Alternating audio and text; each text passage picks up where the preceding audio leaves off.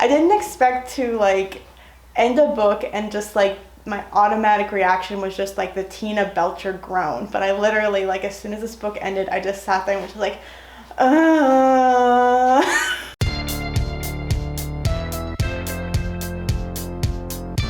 Salutations, I'm Becca, this is Words Another Malarkey, and today I'm wrapping up my winter 2020 reading stuff that I did during the winter of 2020 and I guess also 2021. I had a pretty ambitious TBR and I definitely didn't get through all of it, but that's fine. I didn't expect to. I got through more than I thought I would, and I got through some very interesting things, so we're gonna talk about that, I guess. First, of course, is the enigmatic Kingdom Keepers 4, which is this little number right here. It's due back to the library, but I'm gonna be doing a whole separate video on this one. Next, I read Stardust by Neil Gaiman, and that one was unfortunately kind of disappointing for me, and I think it's because I went in with like the preconceived notion of the movie, and the movie is just such a fun romp. I think I was just expecting more fanfare. I was expecting a plot that was a little bit more like the movie, even though I knew that the book and the movie were not the same.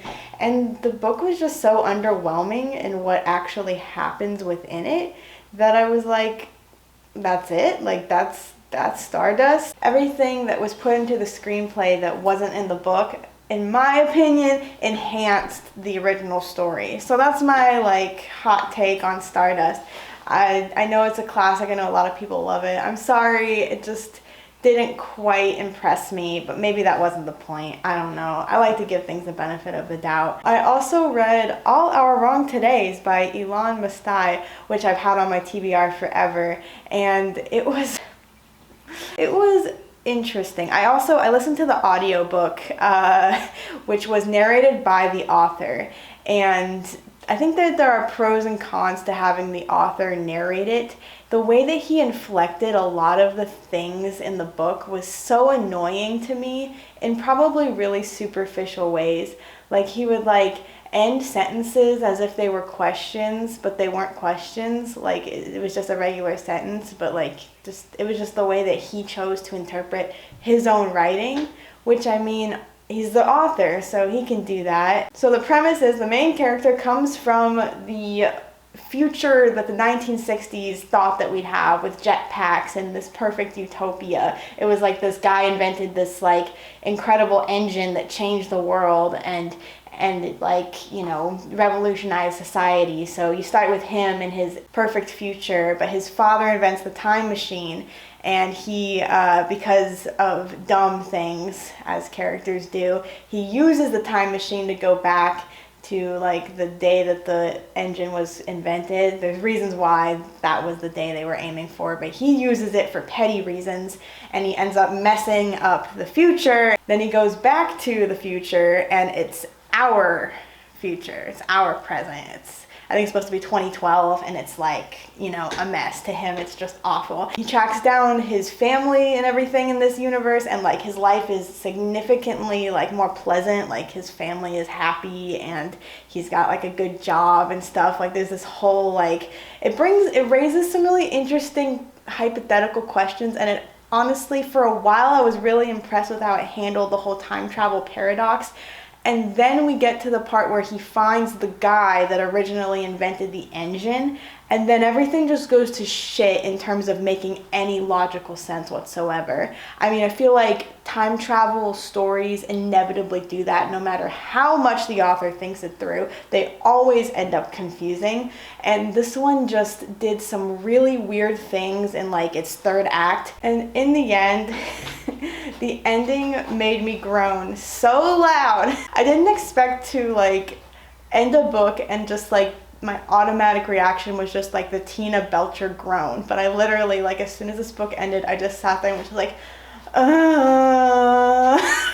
I'm not going in any chronological order, but let's just go to the Christmas books, because I definitely read a few like specifically holiday books this winter. One was Faking Under the Mistletoe by Ashley Shepherd. It was so dumb, but it was also so entertaining. It's like a romance about this girl who works at this like publicity agency, and her boss is a grump. He's an Ebenezer Scrooge. They say that like 5 times. He's the Grinch, you know, and she loves Christmas, and like he had just broken up with his ex, hence her being an ex. He'd just broken up with his girlfriend, and they see her at a party, and she's like, main character is like, you should kiss me under the mistletoe to make her jealous. And so then it's a fake relationship plot. So then they're in this fake relationship together to try to get back at the ex, and it's just a romp. Then I also read The Enchanted Sonata by Heather Dixon Walwork, and this one was just so much fun.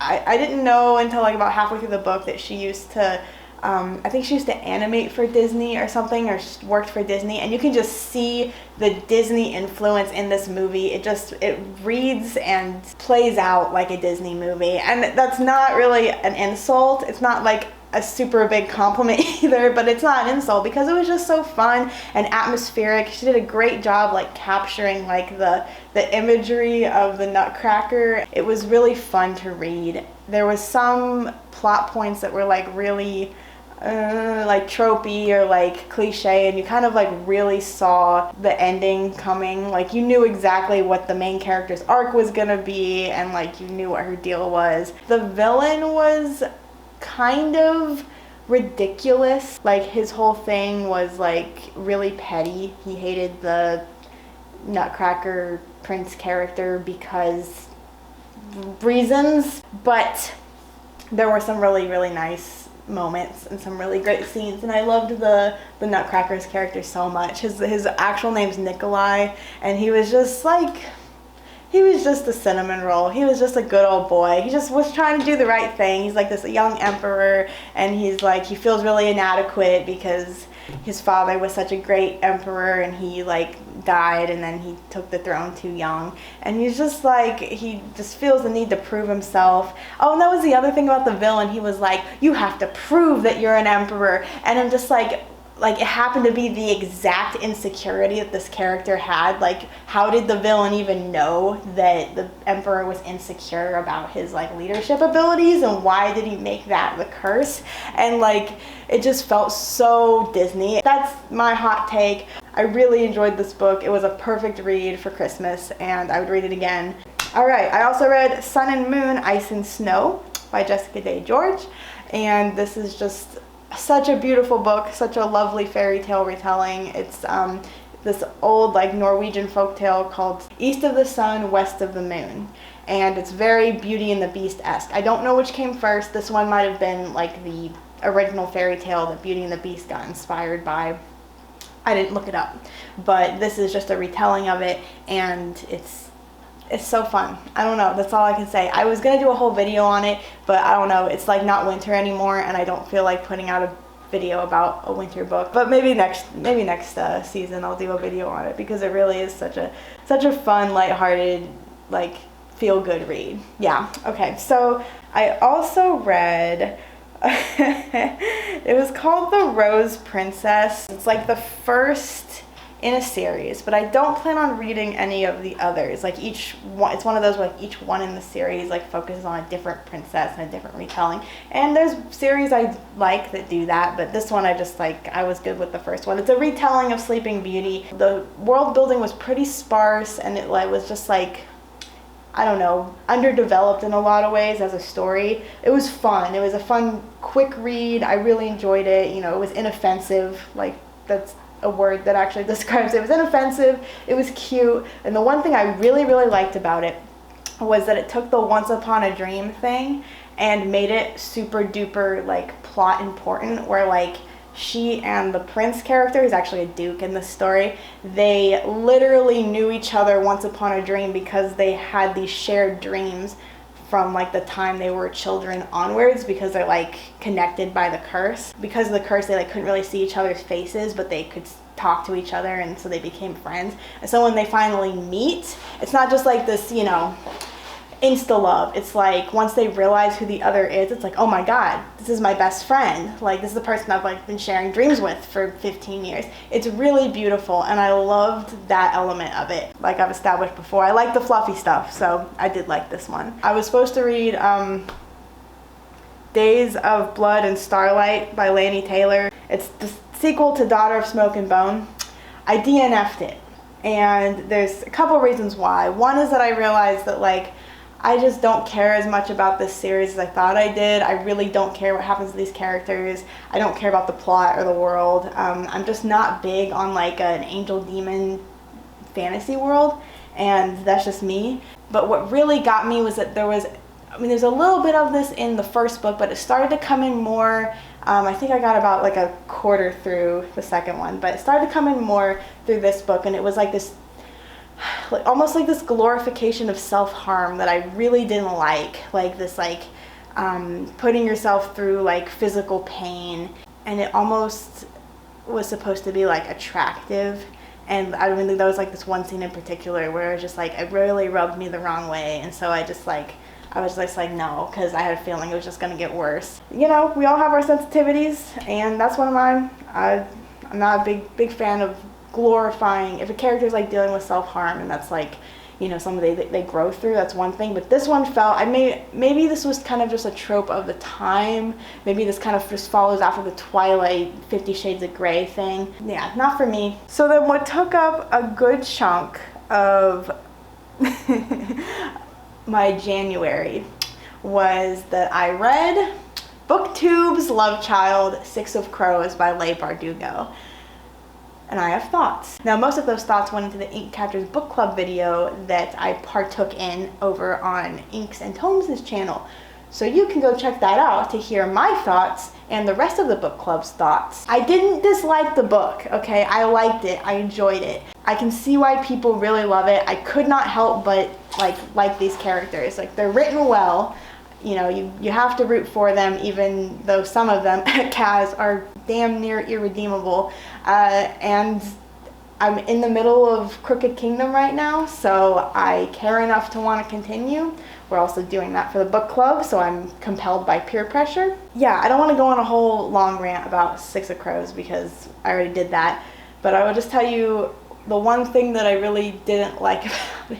And it's the one thing we talked about the most in the video, and it was that it was so hard to suspend your disbelief that these were teenage criminal masterminds. And I know, this is YA. I mean, it's really not YA, honestly. It should have been adult fantasy, but because of the ages of the characters, YA. The story would have lost nothing if they'd been aged up even to 19, 20, 21. You can, you know, disagree with that all you want. The other thing that honestly, like, I wasn't too keen on was the world. I felt like I was supposed to have read the Shadow and Bone trilogy first in order to really, really care about the world. And I'm not reading the Shadow and Bone trilogy, so I didn't care about the world. She kind of drops you in and expects that you know, or at least care.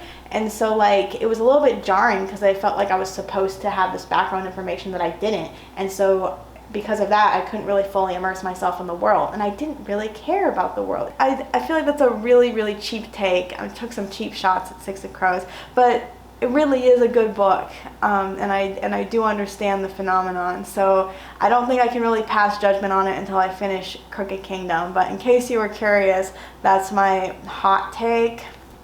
Yeah, that's about it. Let's talk about what I'm currently reading.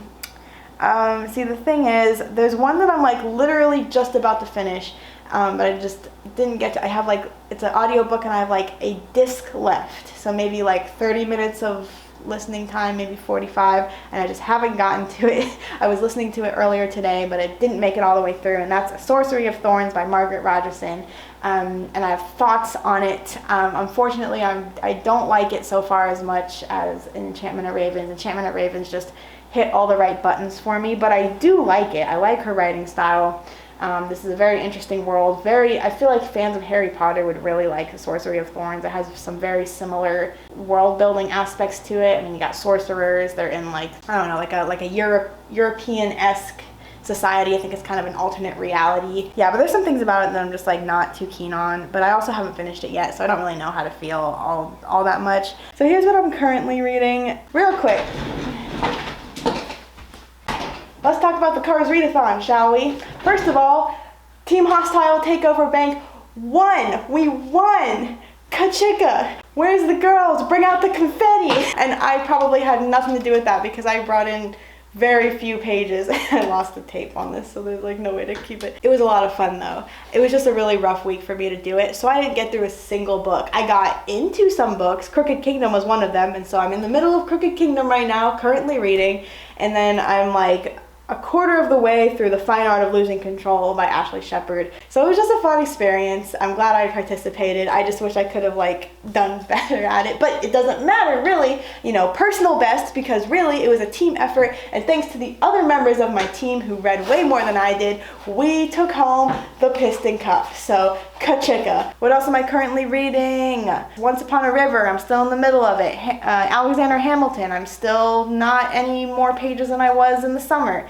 And then I am like halfway through a book called The Weight of Feathers. It is a kind of night circus-y, very magical realism, like Romeo and Juliet. I don't know how to feel about it yet, man. It's kind of really weird. The main character, the main girl character, annoys the shit out of me. The guy character is fine, but I'm not finished with the book yet, so maybe my opinion will change by the end. Anyways, that's it. That's the end. That is my winter 2020, what I read. Join me next time for my spring 2021 TBR, which will not be as ambitious as this one. So until next time, keep it weird, read some books, and maybe say less words about them than I just did, because I just rambled on and on and on. Yes, I know. So, okay, yeah, bye.